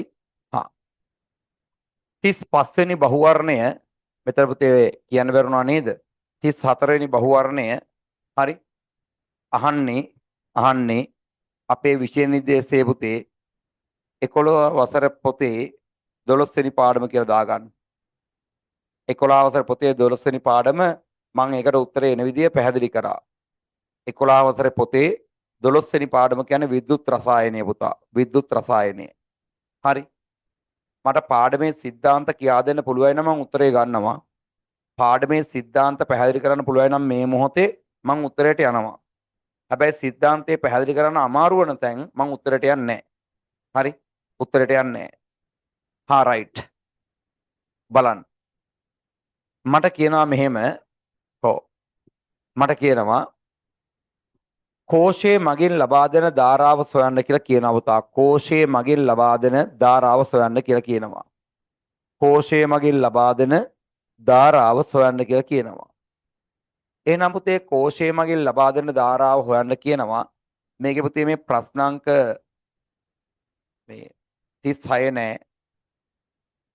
හරි. 35 විතරයි අහන්නේ මෙතන. දැන් පුතේ මෙතන බලන්න මේ පරිපතේ දීලා තියෙනවා මෙතන විභවාන්තරය 6 වෝල්ට්. හැබැයි 18 ඕම් 18 ඕම් ඉන්නා පුතේ පද්ධතිය මොනගතවද? සමාන්තරගතව. ඒ නිසා ඒ දෙන ලියමු. 188T සමානයි 188R1 ධන 188R2. එහෙනම් සමානයි 186 sorry 6 නෙමෙයි 6 නෙවෙයි 188 ධන 118යි. උඩින් දෙකක් එනවා යටින් 18ක් එනවා. 188RT RT. හරි. එහෙනම් 188RT සමානයි 2 බෙදීම 18 හින්දා මතක තියාගන්න මෙයා උඩට කරකවනවා මෙයත් උඩට කරකවනවා හොම. එහෙනම් මට එනවා RT සමානයි 18 බෙදීම 2යි උත්තරේ 9යි. උත්තරේ 9යි. උත්තරේ 9යි. ඒ නිසා 9යි මම පද්ධතියට දානවා පුතේ v සමාන IRT. පද්ධතියට දානවා මම v සමාන IRT පුතා. පද්ධතියට දානවා මම v සමාන IRT. හරි. එහෙනම් v කීයද පුතේ 6යි. v කීයද 6යි. අහන්නේ I ගුණ කරනවා RT කියන පද්ධතිය සමකය 9යි යෝ. RT කියන පද්ධතිය සමකය 9යි යෝ. RT කියන්නේ සමකය 9යි යෝ. එහෙනම් පුතේ දැන් මොකද වෙන්නේ? 6 සමානයි 9යි I මට ඕනි I හින්දා 9න් බෙදන්න මේ පැත්තත් 9න් බෙදනවා. 9ට 9 කැපෙනවා. එහෙනම් මට උත්තරේ එනවා I සමානයි 6 බෙදීම 9ක් කියලා. ඇම්පියර්. මට 6 බෙදීම 9ක් කියලා එන්නේ. හරි. 6 බෙදීම 9ක් කියලා. නමුත් මේ උත්තර ටිකේ පුතේ 6 බෙදීම 9ක් නැහැ. එහෙනම් මට සිදු වෙනවා ආපු උත්තරේ නැවත බෙදා ගන්න උඩ 3න් කපනවා 2යි මෙතන කපනවා 3න් 3යි. එහෙනම් 6 බෙදීම 3 කියලා නැහැ. නමුත් 2 බෙදීම 3ක් කියලා තියෙනවා. උත්තරේ එතකොට අංක 2. කො තේරුම් ගියා නත් උස්සන්න. තේරුම් ගියා නත් උස්සන්න. උත්තරේ අංක 2. දෙන්න සමාන්තරගත හින්දා පුතා සමාන්තරගත හින්දා ඒ දෙන්න සමකේ හොයාගන්න ඉස්සෙල්ලා 18යි 18යි සමාන්තරත වෙනකොට පද්ධතිය සමකේ 9යි. පද්ධතිය සමකේ 9යි නම් පුතේ V සමාන IRT දාන්න.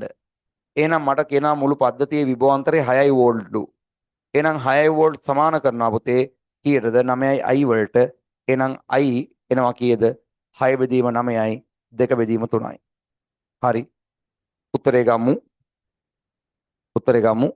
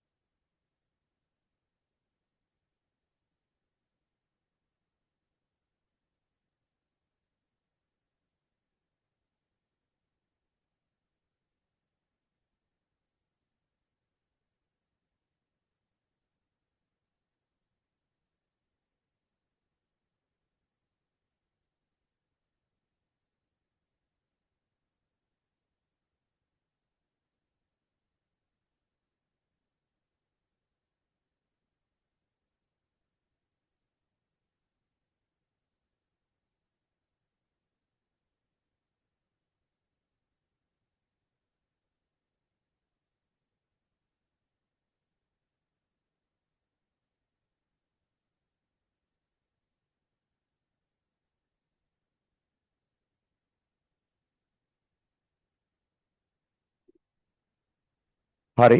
හා පුතා මේ 36 වෙනි බහුවර්ණය පුතේ චුට්ටක් තාම බෑ. ඒකට හේතුව මේක චුම්බක පාඩමේ ෆ්ලෙමින්ගේ හරි නීති ටිකත් එක්ක කතා කරනවා මැස්සල්ගේ කස්කුරුප්පු නීතිය කියලා නීතියක්. මැස්සල්ගේ කස්කුරුප්පු නීතිය අමාරු හින්දා ඇම්පියර්ගේ දකුණත් නීතිය කියලා නීතියක් තියෙනවා දකුණු අතින් කරන්න. ඒ දකුණු අතින් කරන නීතිය තාම ටිකක් අමාරුයි කිව්වට තේරුම් ගන්න. ඒ නිසා මම මදකට අතාරිනවා 36 වෙනි බහුවර්ණය. කට්ටිය පුතා 36 වෙනි බහුවර්ණය මෙහෙම රවුම් කරලා මෙතනින් කතරයක් දාගන්න. කතරයක් දාගන්න මේක 11 ශ්‍රේණියේ 13 වෙනි පාඩමේ එන්නේ. 11 ශ්‍රේණියේ 13 වෙනි පාඩමේ එන්නේ. 11 ශ්‍රේණියේ 13 වෙනි පාඩමේ එන්නේ. හරි 11 ශ්‍රේණියේ 13 වෙනි පාඩමේ එන්නේ.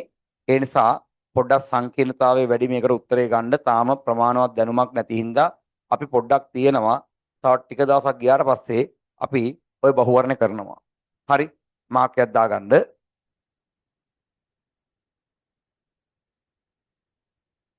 හරි ඊගාවට බලන්න පුතේ 37 වෙනි බහුවර්ණේ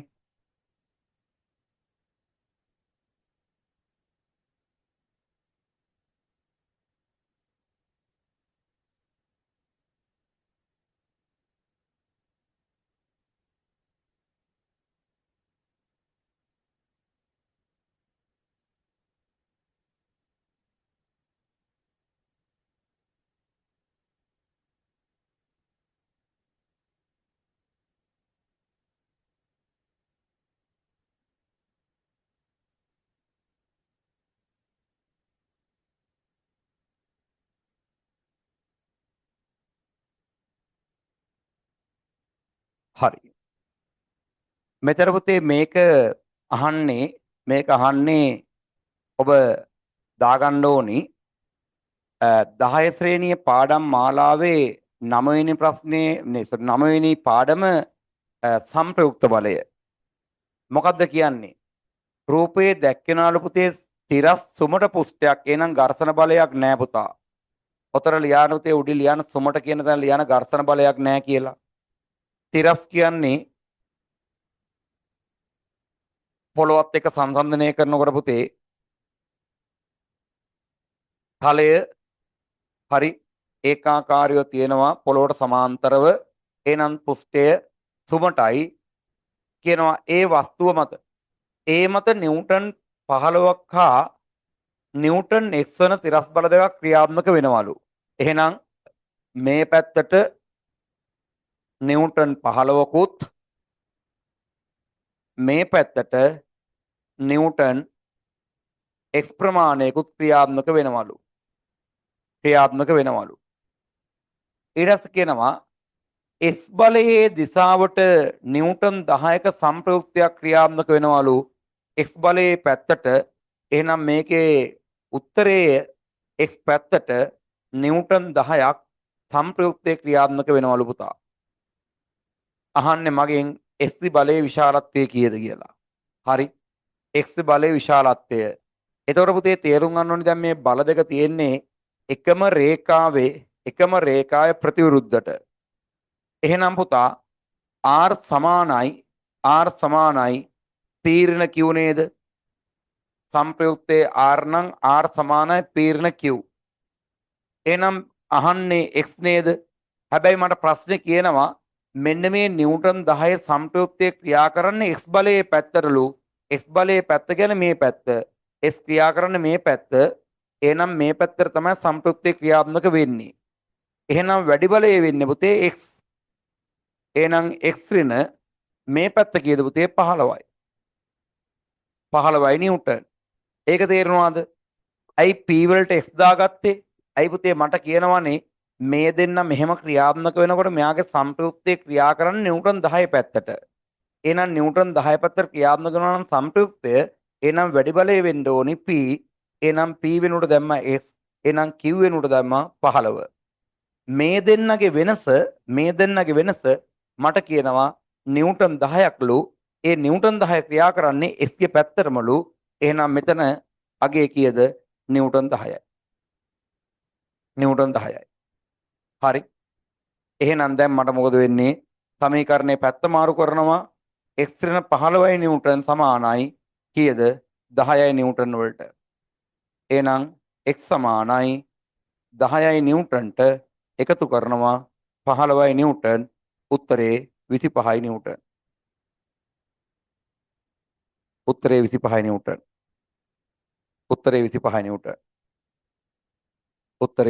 25යි නිව්ටන්. දාගමු. උත්තරේ 25යි නිව්ටන්.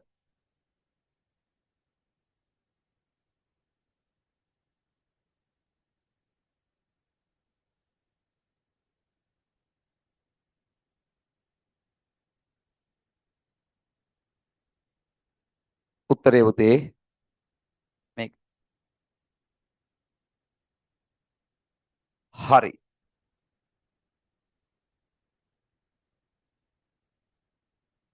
මෙන්න මේක සුවිශේෂී ප්‍රශ්නයක් පුතා. එක්තරා ළමයෙක් පුතේ සරලරේඛීය චලිතය ගමන් කරනවලු. බලන්න මේක කියනවා පුතා. එහෙනම් මේ ප්‍රශ්නේ අහන්න පුතේ 10 වසර සිලබස් එකේ කීවෙනි පාඩමද? දෙවෙනි පාඩම සරල රේඛීය චලිතය. මේ කරන්නේ සාමාන්‍ය පෙළ විභාගේ පුතේ ළමයිට අමාරුම ගණේ පේපරයක් දුන්නා නම් ඒ දුන්නේ 2016. 2015 පුතේ සිලබස් එක වෙනස් වුණා. සිලබස් එක 2015 වෙනස් වෙලා 2016 තමයි පළවෙනි වතාවට අලුත්ම බැච් එක එක්සෑම් ලිව්වේ. ඒ එක්සෑම් පේපරේ තමයි මේක. දැන් අවුරුදු 9ක් වෙනවා තාම සිලබස් එක සංශෝධනය කරන්න බැරුණා පුතේ වත්මන් ආණ්ඩුවලට තාම. දැන් ප්‍රශ්න අහලා දැන් අහන්න ප්‍රශ්න නැහැ ඔබට එහෙම. තේනවද? අහන්න පුළුවන් හොඳම ප්‍රශ්න අහලා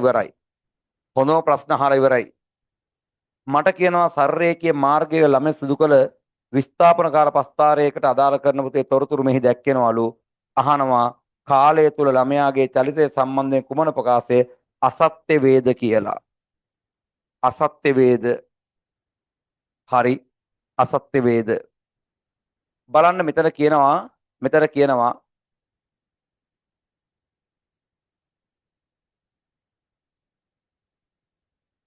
කියනවා කො පළමු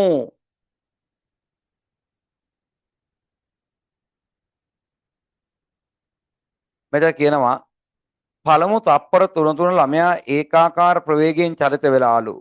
කො පළවෙනි තප්පර 3 හාමි කො 1න් 2ට හරි 2න් 3ට එතකොට වෙනස 2යි වෙනස 2යි වෙනස 2යි හරිනේ. එකක් වෙනකොට 2යි දෙකක් වෙනකොට 4යි 3ක් වෙනකොට 6යි. එහෙනම් පළවෙනි තප්පර 3ේදී පුතේ කාලය ගෙවෙනකොට විස්ථාපනය සමානයි. එහෙනම් ළමයා ඒකාකාර ප්‍රවේගයකින් ගියා කියන කතන්දරේ හරි පුතේ. ඒකාකාර ප්‍රවේගයකින් ගමන් කරා කියන කතන්දරේ හරි. හරි. තේනවද? මම මේ ටික මකන්නම්. ඊට පස්සේ කියනවා ළමයා නිශ්චලතාවයේ සිටි මුළු කාලය තප්පර 5කි. ළමයා නිශ්චලතාවයේ සිටි කාලය තප්පර 5කි වෙනවා. බලන්න. මෙතෙන්ට 2ට වැඩි වෙලා 4ට වැඩි වෙලා 6ක් වෙනවා. මෙතන 6යි මෙතනත් 6යි මෙතනත් 6යි. එතකොට 6ටපත් වෙන්නේ පුතේ මෙතන ඉඳන්නේ 3 ඉඳන්නේ. එහෙනම් 5ට. එහෙනම් මේ දෙක අතර වෙනස් තප්පර 2යි නේද? 3ේදී 6යි 4ේදී 6යි 5ේදී 6යි. එහෙනම් මෙයාගේ 6 කියන්නේ විස්ථාපනය වෙලා නැහැ කියන එකනේ පුතේ. එතකොට මේ ළමයා මේ මොහොතේ නිශ්චලතාවයේ හිටිය කියන ටිකක් දුර ගිහිල්ලා එයා නතර වෙනවා. එයා නතර වෙන්නේ තප්පර 3 සිට තප්පර 5 දක්වා. එහෙනම් නිශ්චලතාවයේ සිට කාලය තප්පර 5ක කියන එක පුතා වැරදි. ඕක තප්පර 2ක වුණා නම් වැඩේ හරි. කො තේරුම් ගියා නා තොස්සන්ද? මේ දැන් මෙයාට මෙතන ඉඳන් පුතේ තප්පර ටික ගතෝනි. දැන් බලන්න විස්ථාපනයේ වෙනස් වෙන්නේ නැත්තේ මෙතන විස්ථාපනයේ වෙනස් වෙන්නේ 6 6 6 6 6 6 තේනවද? එතකොට තේරුම් ගන්න ඕනි මෙතන 3යි මෙතන 5යි. එතකොට මෙතන කීයද? 2යි. තව කොහේ හරි බලන්න නතරලා ඉන්නවද කියලා? මෙතන නතරලා ඉන්නවා. මෙතන නතර වෙනවා. මෙතන කීයද? 8යි මෙතනත් 8යි. එහෙනම් මෙතන 6යි මෙතන 7යි කියන්නේ තප්පර 1යි. බලන්න තව කොහෙවත් සමාන ඉලක්කම් නැහැ. එහෙනම් පුතා මෙතන 2ක් හිටියා මෙතන 1ක් හිටියා. එහෙනම් රයිට් 1යි ඔක්කොම තප්පර සංඛ්‍යාව තප්පර 3යි. ළමයා නිශ්චලතාවයේ ඉඳලා තියෙන තප්පර 3යි. මෙතන පුතේ තප්පර 5ක් කියන ඉඳලා කීමන වැරදි. හොඳට බලන්න විස්ථාපනයට අදාළ ගන්න chart එකේ විස්ථාපනයේ අගේ වෙනස් වෙන්නේ නැත්නම් වාහනේ නතර වෙලා. ළමයා නතර වෙලා නිශ්චල වෙලා. මෙතන 3 ඉඳන් 5 දක්වා 6 6 6 ආය 6 ඉඳන් 7 දක්වා 8 8. එහෙනම් මෙතන තප්පර 3යි මෙතන තප්පර 2යි මෙතන තප්පර 1යි ඔක්කොම තප්පර පුතේ 3යි. එහෙනම් තප්පර 5ක් කියනවා වැරදි. ළමයා නැවත ආරම්භක ස්ථානයට පැමිණ ඇතුළු ආරම්භක විස්ථාපනයේ බිඳුවයිනේ. අන්න ළමයාගේ අවසාන විස්ථාපනයේ බිඳුවයි කියන්නේ. එහෙනම් මේ මොහොතේ ළමයා පටන් ගත්ත තැනයි අවසන් කරන තැනයි හරියටම හරි. එකම තැන. හරි. කියනවා ළමයා නැවත මුල් ස්ථානට පැමිණ ඇතුළු කියමන හරියයි. පටන් ගන්නකොට බිඳුවයි තප්පර 11 ඉවරනකොට බිඳුවයි කියන්නේ විස්ථාපනයේ ශූන්‍යයි කියන්නේ ළමයා පටන් ගන්නතන ඉන්නේ. හරි. ළමයාගේ චලිත වූ මුළු දුර 16ක් කියනවා. එහෙනම් පුතා බලන්න ඔබට පැහැදිලි ළමයා ගිහිලා තියෙන උපරිම ටික 8යි. එහෙනම් ආපස්සට 8ක් එන්න ඕනි. 8ක් ගිහිල්ලා 8ක් ආවා කියන්නේ 16යි. මේ ළමයා මෙහෙම ගිහිලා තියෙන උපරිම තප්පර 7 වෙනකොට 8යි. 8 ගිහිලා ඊට පස්සේ අඩු වෙලා අඩු වෙනවා ඊට පස්සේ මේ බලන්න. අඩු වෙනවා 7යි. 4යි 2යි බිඳුවයි. ඒ කියන්නේ ආපස්සට එනවා. එහෙනම් 8ක් උපරිම ගිහිල්ලා ආය ආපස්සට 8ක් එනවා. එහෙනම් 8ක් ගිහිල්ලා නැවත ඒ පාරෙම අහපව් 8ක් එනවා. 8ක් එනවා. එහෙනම් දුර 16ක් කියන එක හරි. මේකත් හරි, මේකත් හරි, මේකත් හරි. අහන්නේ වැරදි එක. ළමයා නිශ්චල සිටි මුළු කාලෙත් තප්පර 5යි නෙවෙයි පුතේ තප්පර 3යි. කො තේරුම් ගියා නතොස්සන්න. තේරුම් ගියා නතොස්සන්න. ඇයි මෙතන මෙයාගේ විස්ථාපනයේ උපරිම වෙලා තියෙන 8 දක්වා විතරයි. 8 ගිහිල්ලා 7 4 7 2 බිඳුව කියන්නේ ගිය පාරේ ආපස්සට එනවා. ආපස්සට එනකොට 8ක් ගිහිල්ලා 8ක් ආපස්සට එනකොට එනම් මුළු දුර 8 8යි 16යි. 16යි. ඊළඟ එක. හරි. විද්‍යුත් චුම්බක ප්‍රේරණ ආදර්ශන ක්‍රියාවලි සකස් මම මෙහි දැක්කෙනවලු.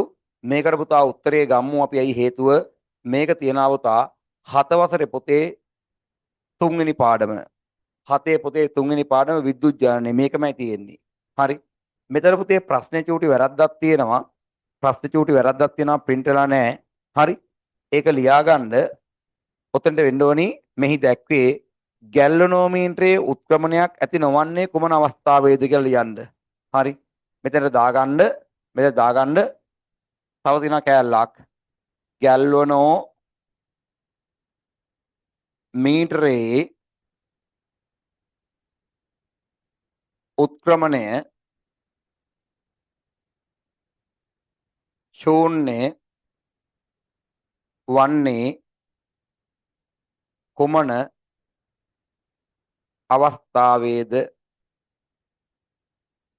ගැල්වනෝමීටරයේ උත්ක්‍රමණය ශූන්‍ය වන්නේ කුමන අවස්ථාවේද? ගැල්වනෝමීටරයේ උත්ක්‍රමණය ශූන්‍ය වන්නේ කුමන අවස්ථාවේද කියලා අහනවා. පුතා ශූන්‍ය වෙන අවස්ථාව චෙක් කරන්න ඉතා ලේසි කිසි අමාරුවක් නැහැ. මෙන්න මේ චුම්බකයයි මෙන්න මේ කම්බි දඟරයයි අතර සාපේක්ෂ වෙනසක් වෙන්නේ නැත්නම් මෙයාගේ පාඨාංකය බිඳුවයි. චුම්බකයේ සහ කම්බි දඟරයේ අතර සාපේක්ෂ චලිතයක් වෙන්නේ නැත්නම් 7 පන්ති උගන්වන්නේ ඔහොමයි. හරි. චුම්බකයේ සහ කම්බි දඟරයේ අතර සාපේක්ෂ චලිතයක් වෙන්නේ නැත්නම් හරි. චලිතයක් වෙන්නේ නැත්නම් සමාන පරතරයකින් වෙනස් මෙහෙම අපි හිතමු කම්බි දඟරයේ මේ පෑන කියලා මයික් එකේ හිතමුකෝ චුම්බකය කියලා මෙහෙම යනවා නම් ඔහොම පරතර වෙනස් වෙන තු ඔහොම යනවා. එතකොට ගැල්වනෝමීටර පාඨාංකය බිඳුවයි. තේනවද? හැබැයි මෙයයි නතර කරලා හොම තිබුණොත් එහෙම ඒත් ගැල්වනෝමීටර පාඨාංකය බිඳුවයි. අහන්න ගැල්වනෝමීටරයේ උත්ක්‍රමණයේ ශූන්‍ය වන අවස්ථාව. ශූන්‍ය කියන්නේ බිඳුවක් වන අවස්ථාව. උත්තර ටික බලමු. දඟරයේ නිශ්චලයි චුම්බකයේ දඟරයේ වෙතට දඟරයේ නිශ්චලයි චුම්බකයේ චලනය කරනවා. එතකොට පුතේ උත්ක්‍රමණයක් පෙන්වනවා. දඟරයේ සහ චුම්බක දෙකම නිශ්චලතාවයේ ඇති විට උත්තරේ අංක 2 දඟරයයි චුම්බකයයි නතර කළා නම් පුතේ මෙහෙම කවදාවත් ගැල්වනෝමීටර උත්ක්‍රමණයක් වෙන්නේ නැහැ. ඒ කියන්නේ චුම්බකයේ සහ දඟරයේ අතර හරි මෙතන දාගන්න යටින් පුතා චුම්බකය සහ දඟරය අතර සාපේක්ෂ විස්ථාපනයක් සිදුවිය යුතුය. ඔහොම වුණොත් පුතේ උත්ක්‍රමණයක් වෙනවා. හරි. ඔහොම වුණොතින් මෙහෙම වුණොත් උත්ක්‍රමණයක් වේ. මෙහෙම වුණොත් උත්ක්‍රමණයක් වෙනවා. චුම්බකයේ සහ දඟරයේ අතර සාපේක්ෂ විස්ථාපනයක් වුණොත් උත්ක්‍රමණයක් වෙනවා. උත්ක්‍රමණයක් වෙනවා. නමුත් මේකෙදි පුතේ දෙවෙනි එකේ කියනවා චුම්බකයේ සහ දඟරයේ නතර කරලාලු තියෙන්නේ. එහෙනම් උත්ක්‍රමණයක් වෙන්නේ නැහැ පුතා. මේකත් දාගන්න 11 වසරේ හරි අච්චු පුතේ 13 වෙනි පාඩමෙන් අහන්නේ. ඒකට උත්තරේ ගන්න පුළුවන්. හරි. ඊට පස්සේ කියනවා දඟරයේ නිශ්චලයි චුම්බකයේ දඟරයේ නිවතට. එතකොට පුතේ මෙයා නතර කරලා මෙයා ඈත් වෙනවා. එතකොට පුතේ උත්ක්‍රමණයක් වෙනවා. චුම්බකයේ නිශ්චලයි දඟරයේ චුම්බකයෙන් ඉවතට චුම්බකයේ නිශ්චලයි දඟරයෙන් ඉවතට අදිනකොට පුතේ මෙයා උත්ක්‍රමණයක් පෙන්වනවා. හරි. ඒ කියන්නේ පරතර වෙනස් වෙන්නේ නැතුව මෙහෙම ගියොත් උත්ක්‍රමණයක් පෙන්වන්නේ නැහැ. පරතර වෙනස් වෙන්නේ නැතුව මෙහෙම ගියොත් උත්ක්‍රමණයක් පෙන්වන්නේ නැහැ. නැත්තම් නිශ්චල තිබුණොත් උත්ක්‍රමණයක් පෙන්වන්නේ නැහැ. අනිත් සෑම මොහොතකම පුතේ උත්ක්‍රමණයක් පෙන්වනවා. අහන්න උත්ක්‍රමණයේ ශූන්‍ය වන අවස්ථාව එනම් චුම්බකයේ සහ දඟරයේ කියලා දෙකම නිශ්චලව ඇති විට පුතා. නිශ්චලව ඇති විට. ඊට පස්සේ හරි කුරුණෑගල නගරයේ වාසය කරන අනිල් ජගත් සුජිත් සහ නාමල් කියන සිව් දෙනා දිනක පහත වගුවේ ආකාරයට උදෑසන ආහාර හදාගත්තලු. එහෙනම් අනිල් බලාගන්න මේ ප්‍රශ්නේ පුතේ සුවිශේෂී ප්‍රශ්නයක්. මේ ප්‍රශ්නේ සුවිශේෂී ප්‍රශ්නයක්. මේ ප්‍රශ්නේ අහන්නේ හරි 11 වසරේ 15 වෙනි පාඩමේ. 11 වසරේ 15 වෙනි පාඩමෙන්. තේනවද? අපි දැන් බලමු හරි මේකේ උත්තරේ ගන්න කොහොමද කියලා. දැන් මේ කට්ටිය පුතේ මේ කට්ටිය අවශ්‍ය කරන දේවල් ටික අරන් තියනවා කෑමට. අනිල් කාලා තියෙන මොනවද? අනිල් කාලා තියෙනවා බත්. ජගත් කාලා තියෙන්නේ ඉන්දියාප්ප. සුජිත් කාලා තියෙන්නේ පාන් තිරිඟු පිටි වලින්. මෙයා හාල් පිටි වලින් හදලා තියෙන්නේ. මෙයා තිරිඟු පිටි වලින්. මෙයා රොටි කාලා තිරිඟු වලින් හදලා. හරි. බලමු පහලින් කියලා සිදුවීම් ටිකක්. හෝ අන්න මේ කුරුණෑගල ගැන කතා කරන කුරුණෑගලනේ. එතකොට පුතේ හාල් සහ පොල් කුරුණෑගලින් අරන් තියෙන්නේ. අන්න අපිට ලේසි දැන් හාල් සහ පොල් අරන් තියෙන්නේ. හාල් සහ පොල් කුරුණෑගලින් අරන් තියෙන්නේ. හරි කුරුණෑගලින්. කොහෙනම් කුරුණෑගල කියන්නේ ගෙවල් ළඟ. අර්තාපල් අරන් තියෙන නුවරඑළිය. දැන් බලන්න ඕන කුරුණෑගලේ ඉඳන් නුවරඑළියට කොච්චර දුරක්ද කියලා සිටියේ මේ දල වශයෙන්. හරි. අර්තාපල් අරන් තියෙන නුවරඑළිය. ඒතර නුවරඑළිය ඉඳන් කුරුණෑගල ට්‍රාන්ස්පෝර්ට් කරන්න ඕනි. අර්තාපල් කුරුණෑගල මේ තුන් දෙනාම ගෙවල් කුරුණෑගලනේ. ඒතර පුතේ අර්තාපල් නුවරඑළියේ හාල් පිටි පොළොන්නරුවෙන් අරන් තියෙන්නේ නම් කෙලිම ඩග්ලිස් සිරිසේන මහත්තයාගෙන් මේ පොළොන්නරුවේ අරලිය සහල් එකෙන් තමයි පුතේ අරන් තියෙන්නේ. මොනවද? හාල් පිටි. අන්න ලස්සන වැඩේ කියන මේ කෑමට මාළු අරන් තියෙන්නේ කොහෙන්ද? මීගමුවේ හොඳ පෙස් පිට මාළු අරන් තියෙන මීගමුව වෙල්ල කියන්නේ හොඳ දීවර කර්මාන්තයේ යෙදෙන ස්ථානයක්. හරි. යෙදෙන ස්ථානයක්. ඔව්. ඊට පස්සේ පරිප්පු අම්මා මෙන්න කාලා එන්නකෝ. පරිප්පු දීලා තියෙන පුතේ ඉන්දියාවේ. අම්මා කොහොම ටොපිය පරිප්පු ඉන්දියාවේ මයිසූර් පරිප්පු ඉන්දියාවෙන් ගෙනත් තියෙන්නේ. හරි. ඒ වගේම මට කියනවා මොනවද? තිරිඟු පිටි ගෙනාවේ ඇමරිකාවෙල්ලු බුදු අම්මච්චේ. එහෙනම් තිරිඟු පිටි ඇමරිකාවෙල්ලු. මේ අනුව අඩුම ආහාර සැපතුම ඒ කියන්නේ ප්‍රවාහනය සඳහා අඩුම වියදමක් කරලා කෑම කාලා තියෙන කවුද කියලා අහන්නේ. කවුද උත්තරේ? හරි. හොඳට බලන්න ඒ ප්‍රවාහනය සඳහා අඩුම වියදමක් කරලා තියෙන කවුද කියලා අහන්නේ. දැන් බලන්න මෙහෙම. මෙයා බත් සහල් අරන් තියෙන කුරුණෑගල ඉන්නේ. එහෙනම් අනිල්ගේ ගෙවල් තියෙන කුරුණෑගල. එහෙනම් සහල් අරන් තියෙන මෙහෙන්. එහෙනම් බත් ටික අහලා තියෙන මෙයා කුරුණෑගලින්ම අරගෙන. පරිප්පු එහෙනම් කොහෙන්ද? ඉන්දියාවෙන්. පොල් සම්බෝල අරන් තියෙන්නේ පොල් කුරුණෑගල ගෙවත්තෙන්. එතකොට මේ අනිල් කියන කෙනා පුතා අනිල් බත් අරන් තියෙන කුරුණෑගලින් පරිප්පු අරන් තියෙන ඉන්දියාවෙන් පොල් අරන් තියෙන කුරුණෑගලින්. මෙයාගේ දුර ගිහිලා තියෙන පරිප්පු වලට විතරයි. තේනවද? හරි. එහෙනම් මෙයාගේ අනිත් දෙකම අරන් තියෙන කොහෙන්ද? කුරුණෑගලින්. ඒ කියන්නේ ගෙවල් ළඟින් අරන් තියෙන්නේ. ඒ නිසා පරිප්පු වලට තමයි පුතේ යම් සතවුම් ප්‍රමාණයක් වැඩි උනේ ඉන්දියාවේ ඉඳන් කුරුණෑගලට පරිප්පු ගෙන ආපු හින්දා. ජගත් ඉන්දියාප්ප හාල් පිටි වලින් හදලා තියෙනවලු. හාල් පිටි එතකොට කුරුණෑගලට හාල් ගෙනල්ලා තියෙන්නේ පොළොන්නරුවේ ඉඳන්. දැන් බලන්න සිටියේ මේ දර වශයෙන් හිතන්න කුරුණෑගලට කොච්චර දුරක් ඇද්ද පොළොන්නරුවේ ඉඳන්. ජගත් පරිප්පු කාලා තියෙනවා ආයේ මොකුත් නැහැ පරිප්පු ඉන්දියාවෙන් පරිප්පු මෙතන පරිප්පු තියෙනවා. එහෙනම් පරිප්පු ඉන්දියාවෙන් හැබැයි ජගත් කාලා තියෙන ඉන්දියා පහල් පිටි කුරුණෑගලට ගෙනත් තියෙනවා පොළොන්නරුවේ ඉඳන්. මෙයා බත් කෑවේ කුරුණෑගල ඉඩමෙන්ම හදාගත්ත තමන්ගේ ගෙවල් ළඟ කුඹරකින් අරගෙන බත් කෑවේ. මෙයා පොල් සම්බෝල හැදුවේ කුරුණෑගල පොල්වත්තෙන් අරගෙන. ඒතකොට පුතේ මෙයා මාළු ව්‍යංජනයක් හදලානේ. එහෙනම් මාළු ව්‍යංජනය හදන්න මාළු ටික ජගගේ ඉදට ගෙනාවේ කොහෙද? මීගමු ඉඳන්. දුර වැඩි. දැන් මේක කුරුණෑගල ගෙවල් කුරුණෑගල පරිප්පු ඉන්දියාවේ. දැන් මෙයා ඉන්දියාප්පහාල් පිටි ගෙනාවේ පුතේ කොහෙන්ද? පොළොන්නරුවේ ඉඳන් කුරුණෑගලට. එතකොට මීගමු ඉඳන් කුරුණෑගලට. එහෙනම් ඉන්දියාවේ ඉඳන් කුරුණෑගලට. දැනට උත්තරේ මෙයා. දැනට අනිල් තමයි අඩුම දුර ගෙවාගෙන ගියේ. අනිල් විතර දුර ගියේ අර පරිප්පු කාපු හින්දා ඉන්දියාවෙන් පරිප්පු ගෙනාවා. ඒ දුර ගියේ නමුත් මෙතන පරිප්පු කාරක් තියෙනවා ඉන්දියාවෙන් ගෙනහල්ලා. මෙතන සුජිත් තිරිඟු පිටි බුදු අම්මච්චේ මේ කතන්දරේ වැඩක් නැහැ.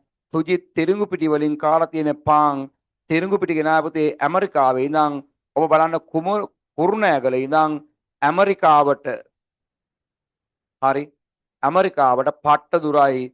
ඒ මදිවට සුජිත් පරිප්පුත් කාලා පරිප්පු ඉන්දියාවෙන් ගෙනල්ලා තියෙන එක සුජිත් කාලා තියෙන්නේ එකක් ඇමරිකාවෙන් ඉඳන් ගෙනාපු ඒවා අනික ඉන්දියාවෙන් ඉඳන් ගෙනාපුවා කාලා තියෙන්නේ පොල් සම්බෝල අරන් තියෙන සුජිත් ගෙවත්තෙන් වැඩක් නෑ. හේතුව මේක ඇමරිකාවෙන් මේක ඉන්දියාවෙන් දුර වැඩි. කුරුණෑගල ඉඳන් ඇමරිකාවට දුර සතපුම් වලින් කුරුණෑගල ඉඳන් ඉන්දියාවට දුර සතපුම් වලින් වැඩි. එහෙනම් දැනට උත්තරේ තාමත් අනිල්. නාමල්ට යන්. නාමල් රොටි කාලා තියෙනවා තිරිඟු පිටි වලින් බුදු අම්මෝ. නාමල් මේ රොටි කාලා තියෙනවා මොනවෙන්ද කාලා තියෙන්නේ? රොටි කාලා තියෙන්නේ තිරිඟු පිටි වලින්. එහෙනම් තිරිඟු පිටි පුතේ ඇමරිකාවෙන්. එහෙනම් නාමල් ඇමරිකාවෙන් ඉඳන් ගෙනාපු අර්තාපල් හරි අර්තාපල් ගෙනල්ලා තියෙන්නේ කොහෙද? නුවරඑළියේ ඉඳන්. දැන් බලන්න ඕනේ කුරුණෑගල ඉඳන් නුවරඑළියට සාමාන්‍යයෙන් සතපුම් කීයක් තියනවද කියලා. නාමල්ගේ ගෙදරට රොටි හදන්න තිරිඟු පිටි ගෙනාවේ ඇමරිකාවෙන්. එතකොට අර්තාපල් ගෙනාවේ නුවරඑළියෙන්. සම්බෝල අරන් තියෙන ගෙවත්තෙන්. එහෙනම් මට කියන්න අඩුම වියදමක් කරලා ඒ කියන්නේ දුර අඩුවෙන්ම ප්‍රවාහණය කරලා කෑම වේල සපුරලාගෙන තියෙන කවුද පුතේ? උත්තරේ අනිල්. කො තේරුම් ගියා නාත ඔස්සන්න. හරි. උත්තරේ අනිල්. තේරුම් ගියා නාත ඔස්සන්න. උත්තරේ අනිල්. හරි. උත්තරේ අනිල්. තේරෙනවනේ? හා රයිට්. කො. ඔහොම තමයි පුතේ කතන්දරේ යන්නේ. මේ විභාග මාදලිය විභාග ප්‍රශ්නයක් කියන්නේ සාමාන්‍යයෙන් third class ප්‍රශ්න නෙවෙයි පුතේ මේවා. මේවා මුළු මහා සමස්ත ලංකාවම කතා කරු ප්‍රශ්න. තේනවාද? කතා කරු ප්‍රශ්න. ඒ නිසා අද අපි කතා කරලා ඉවර කරේ මේ පේපරේ තියෙන මේ අවසන් හරි ප්‍රශ්න ටික. දැන් තේරෙනවනේ 2016 ප්‍රශ්න පත්‍රය කතා කරනකොට ඉරිගහන ප්‍රශ්න 40න් අපි අයින් කරේ මෙයා විතරයි. 36 වෙනි අයින් කරා. ඉතුරු ඔක්කොම ටික අපි කරා පුතා. අපි කරා. ඔබ ගිය සතියේ සම්බන්ධ වුණා නම් අපේ දේශනත් එක්ක අන්න YouTube එකේ තියෙනවා. සියලුම ටික දාලා තියෙනවා. මේ අද කතා කරපු ටික මේ තියෙන්නේ. හරි. මේ අද කතා කර ටික මේ තියෙන්නේ. තේනවද? මේ අද කතා කර ටික අපි මේ ටික ගිය සතියේ කතා කරා. ඒ නිසා තේරුම් ගන්න ඕනි විභාගයකදී උපරිම ලකුණු ගන්න පුළුවන් ලේසිම ප්‍රශ්න පත්‍රය තමයි පුතේ මොනකද? හරි බහු වර්ණ ප්‍රශ්න පත්‍රය. රයිට්. එහෙනම් අපි අදට මේ වැඩසටහන නිම කරනවා. අපි ලබන සතියේ ඉඳන් 2016 ව්‍යුහගත රචනා ප්‍රශ්න ටික සහ රචනා ප්‍රශ්න ටික කතා කරනවා. ඒ සඳහා සූදානම් වෙන්න කියලා ආදරයෙන් මතක් කරමින් අද අපි බහුවර්ණ කතන්දරයේ මෙතනින් නිම කරනවා. අපි ඊළඟ දවසේ ඉඳන් ව්‍යුහගත රචනා සහ රචනා ප්‍රශ්න ටික සාර්ථකව කතා කරනවා. එහෙනම් ඔබ සියලු දෙනාට සුබ රාත්‍රියක්. ආයුබෝවන්.